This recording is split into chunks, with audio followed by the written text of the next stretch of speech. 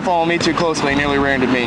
No, I did not. You slammed on your brakes. You had no brake. You had no turn signal or nothing. I had to turn around on the car without speeding. I'm doing my job out here, sir. My husband has severe PTSD. Severe. Stop resisting. I'm not resisting you. Stop resisting. I'm not resisting. Put me on the ground. I am not doing anything wrong. I'm doing everything right. Not drinking and driving. You are messing with a Navy veteran. Sometimes cops abuse their power and harass innocent people. And sometimes they pick on the wrong targets, veterans who have served their country. In this episode of Enforced, we will reveal 3 cases where dirty cops tried to arrest veterans for no reason and faced the consequences. Let's head to Hot Springs, Arkansas, where Trooper Ryan Wingo was chasing speedsters. During this chase, he was honked at by veteran Charles Donner and his wife Brittany, who were driving along a highway. After Trooper Wingo heard the car honk, he took a 360-degree turn, left the chase of the previous car, and started pursuing veteran Donner's car. Pull into the parking lot. Pull into the parking lot. 60 Hot Springs. Go and send one of the normal units over here to the shoe factory. I had a car slam on the brakes in front of me.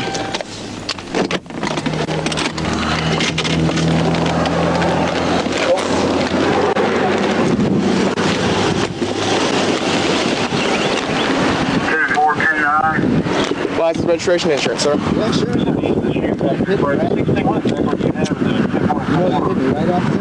And why are you pulling me over?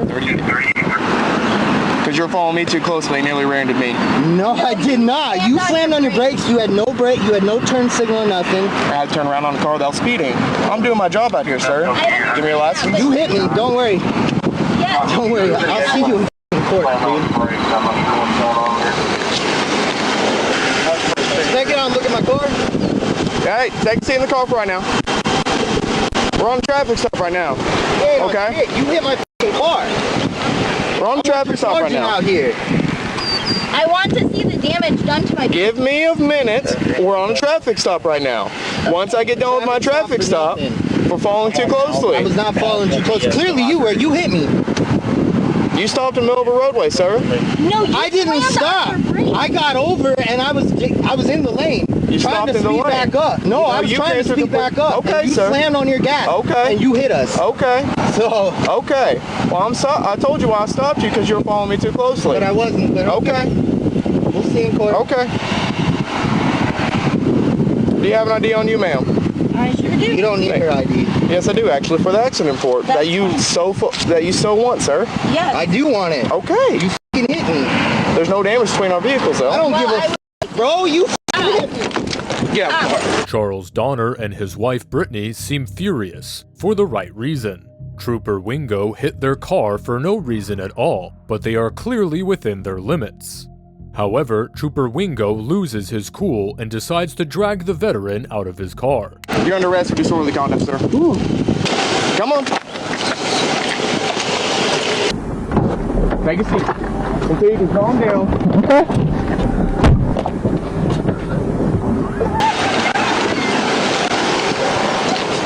Why are you doing this? Ma'am, there was no need for cussing me out. Until he can calm down and act like an adult, he's going to sit in the back of the car. Let me explain to you. My husband has severe PTSD. Severe.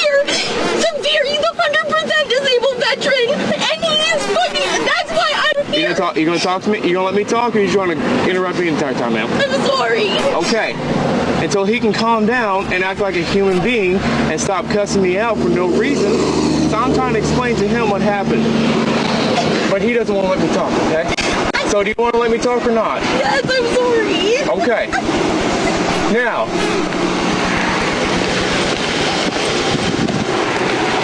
You gonna calm down or you gonna continue cussing? I just want your badge and number and your name.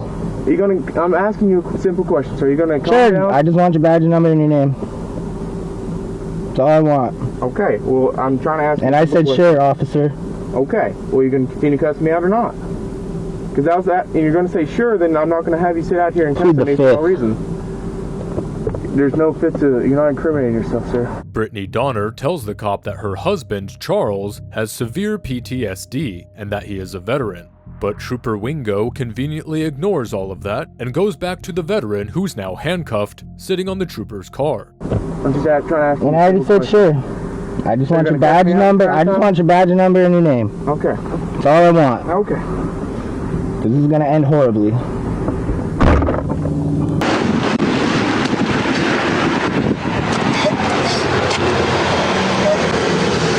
I just want him, I'm trying to get him to calm down.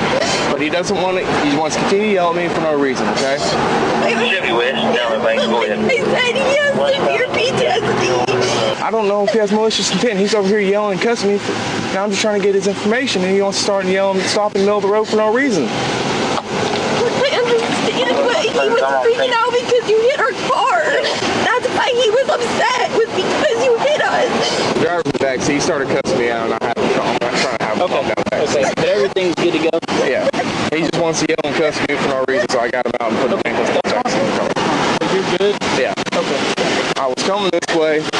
I saw him riding my butt. I didn't really care. Car top hill going 60. I'm on overtime. Turned around. Right. When I went to turn around, he slammed. I had to turn around. I don't slam my brakes or anything. I hit my brakes, turn around. I knew he was riding my butt. When I turned around, he starts laying on his horn. So I was like, okay. So you want to lay on your horn, I'll just pull you over for the close. So when I turned back around to come behind him, he moves straight over from the inside lane to the outside lane, moves straight over and just slams on the brakes. And I'm just trying to get behind him, and he slams on his brakes. And I didn't even have my lights on at that point, but he just stops in the middle of the road. Trooper Wingo claims that the driver, Charles Donner, was cussing him out, and he had to calm him down in the backseat of his cruiser. Trooper Wingo then explains to the other officer how the incident happened. He says that he was looking for speedsters and he saw a car going 60 miles per hour in the opposite direction. He says that he turned around to chase the car, but he does not mention that he made a sharp U-turn without using his siren or signaling his intention. Similarly, he says that Mr. Donner was following him too closely and honked his horn at him. He then cleverly states that he decided to pull him over for that reason, but he does not mention that he was angry and offended by the honk. Look, Dave, you see these cars, you see the lights, you see the marking. That's our U-turns are legal when we're going out of the highway. It doesn't make any difference. Okay. And what you did, slamming on your brakes. I didn't slam on my brakes. That's his word. That's not mine. My wife did. That's fine. I didn't slam on my brakes. So here's some Wait, it's all being pre-recorded.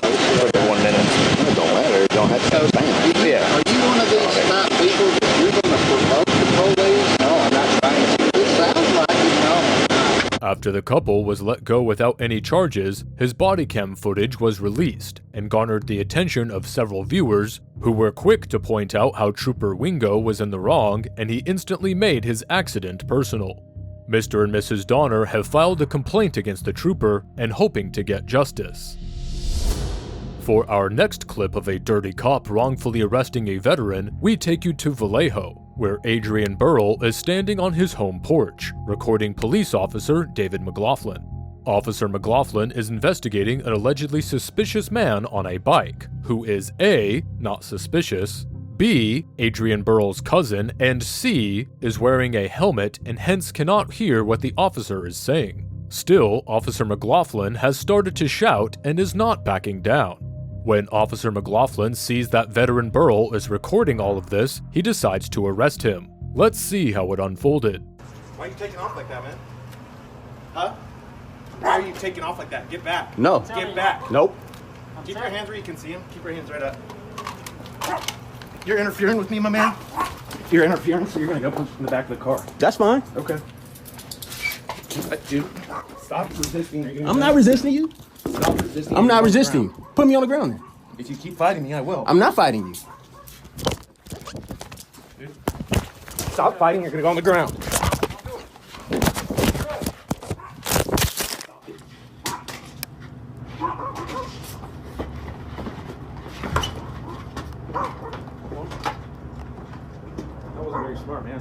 you get to go to jail too. The reckless officer accuses veteran Burl of interfering with his investigation, despite the fact that Burl was on his house's porch, at least 25 feet away from the officer.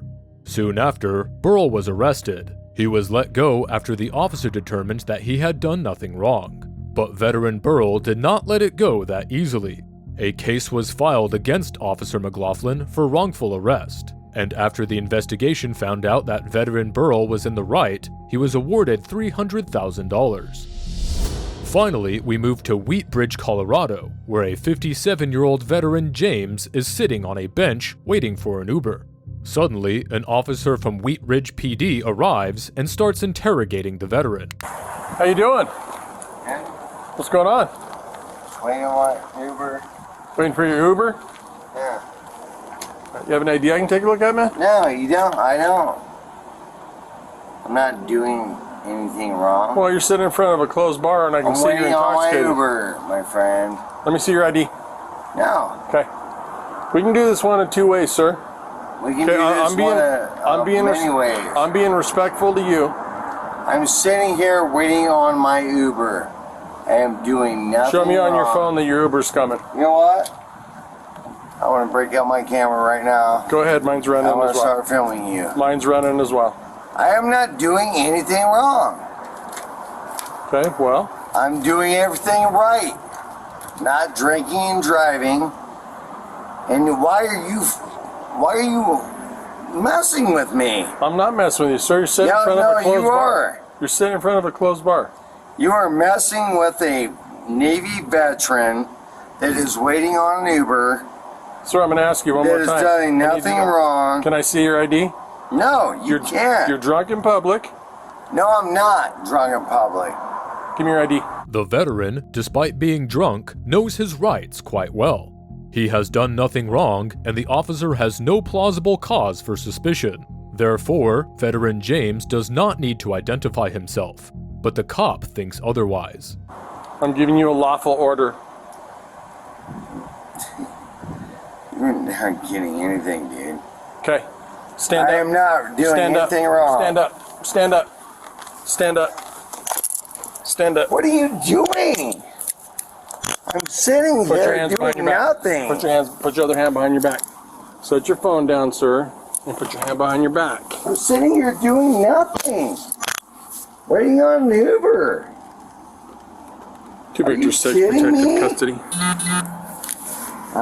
Okay, all I asked for was to see your Uber. I'm doing and you want to argue, nothing. and you're intoxicated. The police do not have the authority to see information on your cell phone, and therefore, Mr. James is within his rights when he refuses to show his phone to the police officer. But the police officer still arrests him, without any plausible cause or even suspicion. This is starting to look like a lawsuit that can pretty much end the officer's career. I don't think you're making good choices, sir. I'm waiting on my Uber, which is the best choice. Sir, all I was trying to do was verify. The worst choice would be driving. Sir, all I was trying to do was verify your Uber. Was that right or wrong? Well, if you unlock me, I'll show you the Uber. Well, that's what how many times did I ask for that, sir? Huh? Have I done anything illegal? Well, you're intoxicated in public. I'm sitting on a bench waiting on my Uber. At a closed business in a high crime area. Waiting on my Uber. So, sir, I have no idea who you are or what you're doing, and it's my job to find out. So all I did was wanted to have a conversation with you, and you won't give me any information at all, and it's obvious that you're intoxicated.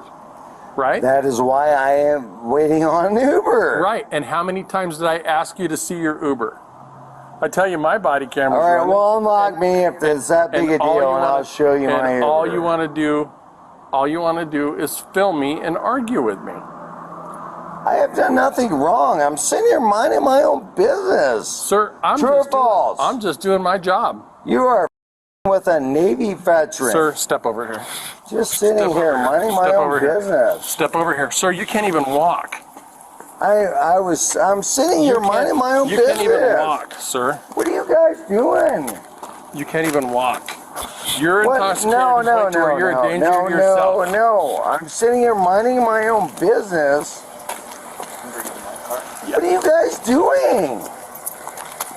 I'm waiting on my Uber. Sir, doing you're going to go to nothing. detox. You can't even walk. I was sitting in the chair, not Sir? bothering anybody. Sir, I was trying to be reasonable with you. Oh my It's God, obviously you're dude! I am a feeling Navy frustrated. veteran, Okay, thank you for your service. and I'm just sitting there minding my own business. Right, at a closed business. And it's my waiting job- on my Uber. And all I asked was for you to verify it. All I asked you to show me it on your phone, and I'm good with that. Okay, but you refused to do that, so you couldn't guys prove that. are, I mean, really, you're gonna Okay. do this to a Navy veteran? Sir, I'm sitting on a have a seat in the car. My Uber's Is gonna there be there in anybody 2 minutes. sober that can come get you? You're not listening. You're not, sir. I called an Uber. Well, you can't The call. Uber was 2 minutes away. You can't. before you shook me down. James, we've been here for 10 minutes and they're not here. You can't call Uber.